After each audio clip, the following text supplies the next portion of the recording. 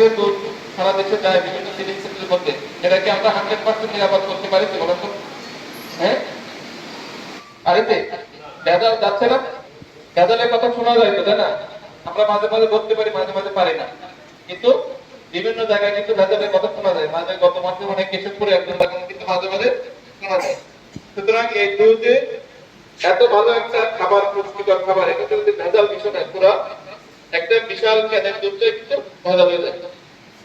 এই ভেজালটা করে কারা? সব খামারিরা কি ভেজাল করে? আর যারা দুধ সাপ্লাই দেয় তারা করে? কোটি কয়েক করে, দুই একজন করে, তাই না? এখানে আপনার 100 জন আছেন, এর মধ্যে সবাই তো যদি ভেজাল করে একজন দুইজন করতে পারে, তাই না? সাধারণত যারা করে না, যারা কষ্ট করে দুধ উৎপাদন করে, তারা ভেজাল করে না। সাধারণত ভেজাল করে যারা দুধ কালেকশন করে নিয়ে যায়, যে 10 বাড়ি 20 বাড়ি দুধ কালেকশন করে যারা নিয়ে যায়, এরাই কিন্তু মূলত ভেজালটা করে। এই ভেজাল যেন করতে না পারে, এই ভেজালে বাধা দেওয়া, এই ভেজালে আপনাদেরকে ভেজালে আমরা যেন ধরতে পারি, সহায়তা করা, এটাকে আপনাদের দায়িত্ব, দায়িত্ব না? হ্যাঁ, কেন দায়িত্ব? একটা হচ্ছে যে সারা দেশের মানুষ যেন আপনার নিরাপদ খাবার খেতে পারে, আর একটা জিনিস হচ্ছে যে আপনার তো একটা আপনার ব্যবসার বিষয়, তাই না? মনে করেন যে ওই তিনজনের জন্য তো আপনারও লস হয়ে যাচ্ছে, আপনার দুর্নাম হয়ে যাচ্ছে, যাচ্ছে না ব্যবসায়? সুতরাং আপনারা আমাদেরকে ইনফরমেশন দিয়ে সহায়তা করবেন যে অমুক ব্যক্তি অমুক জায়গায় অমুক সময় ভেজাল করছে, আপনাদের ইনফরমেশন আমরা আপনাদেরকে আপনাদের নাম প্রকাশন থেকে ইনফরমেশন দিব। তো আমরা যদি বলতে পারি তাকে, আমাদের স্যানিটারি ইন্সপেক্টর আছে, তার কাছে ইনফরমেশন দেবেন, হ্যাঁ, অথবা আমাদের কাছে দেবেন, আমাদের ইউনো মহোদয় আছে, ওনার কাছেও আপনারা যদি সেরকম গোপনীয় ভাবে ডিসিশন সেটাও দিতে পারেন, ঠিক আছে? আপনারা ইনফরমেশন দিয়ে সহায়তা করবেন, এতে কি হবে না, আমাদের এলাকার সুনাম বাড়বে। এবার একটা সময় এখনো কিন্তু আমাদের এই যে মহান্দি বা জিয়ালা এলাকায় কয়েকবার ধরা পড়ার পরে এখানে কিন্তু একটা দুর্নাম তৈরি হয়েছিল, যদিও এটা অনেকটা রিকভার হয়েছে। করবে এই বিষয়টা একটু আপনাদের সামনে বলার চেষ্টা করব। আপনারা দুধ উৎপাদন করছেন, দুধের কোয়ালিটি সম্পর্কে বিস্তারিত প্রেজেন্টেশনের মাধ্যমে আপনারা শুনলেন, দেখলেন।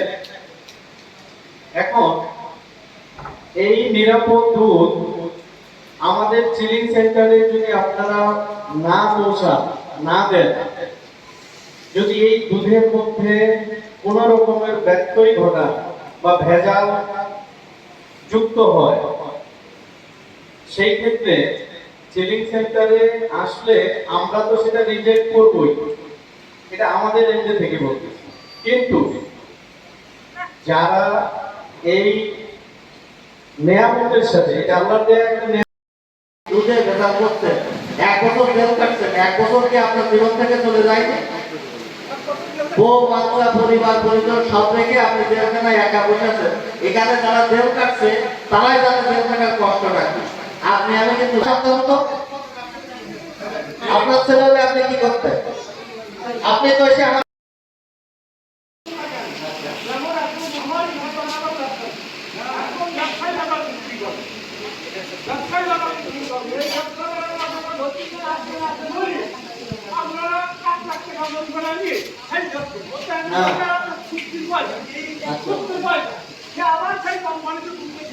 শুনেন, আমার কথা বলছেন, আর আমি একদম পরিশ্রম করে গরু পুষে আমি কাম করতে পারবো, তাই ভাড় আমার ঠিকানে দুধে ঠিকানি দুধে, অর্থাৎ তার মানে দিতে 50 টাকা 50 পয়সা ঠিকানি দুধে ওখানে দুধে আমি নিই, তাই আমার মানুষ কত নিয়ে করি, তাই তো আমার খাবারই ধ্বংস হয়ে যাবে, আমার খাবারই ধ্বংস হয়ে যাবে।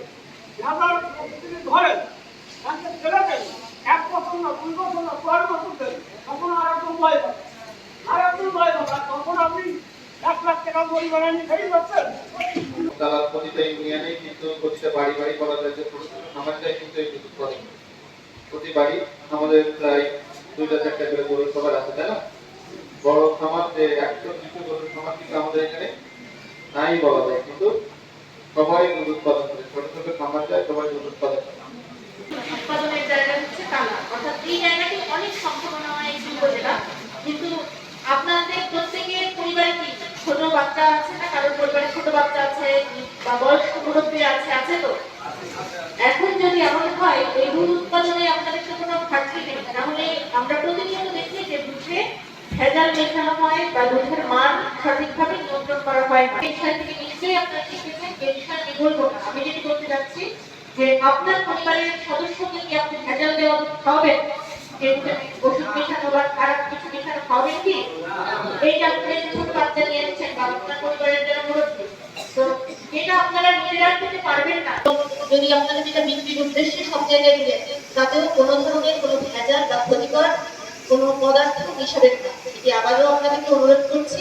আর যদি এরকম হয়, আমরা আপনাদেরকে সচেতন করলাম, আপনারা যদি এটা না মানেন, এখানে আইনের কিন্তু কঠোর শাস্তি। মামুন ভাই এদিকে একটু এই যে এদিকে সবাই ওকে স্যার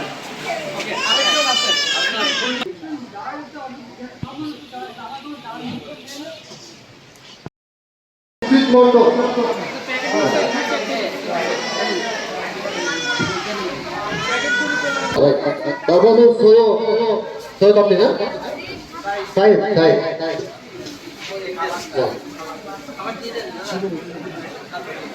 বিল্লাহ আচ্ছা এবং পুলিশ দায়িত্বে যারা আছে